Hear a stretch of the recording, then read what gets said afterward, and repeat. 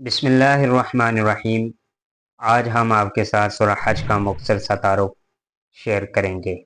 सूरह हज मक्की है या मदनी, इस सूरत के बारे में मुख्तलिफ आरा हैं, लेकिन एक कौल के मुताबिक हाज़ानी खस्मानी से वाहुदू इला सिरातिल हमीद तक 6 आयतें मदनी हैं, बाकी ये सूरत मक्की है।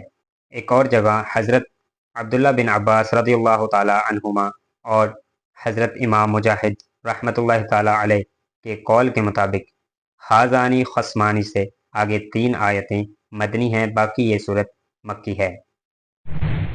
जमहूर के मुताबिक इस सूरत की कुछ आयतें मक्की हैं और कुछ मदनी है, लेकिन इस बात की तस्दीक नहीं है कि कौन सी आयतें मक्की हैं और कौन सी आयतें मदनी हैं।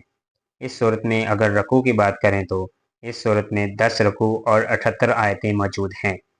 इस सूरत का नाम सूरह हज क्यों रखा गया है? इस सूरत में हज के ऐलान आम और हज के अहकाम का जिक्र मौजूद है। इसकी मुनासबत से इस सूरत का नाम सूरह हज मसूम किया गया है।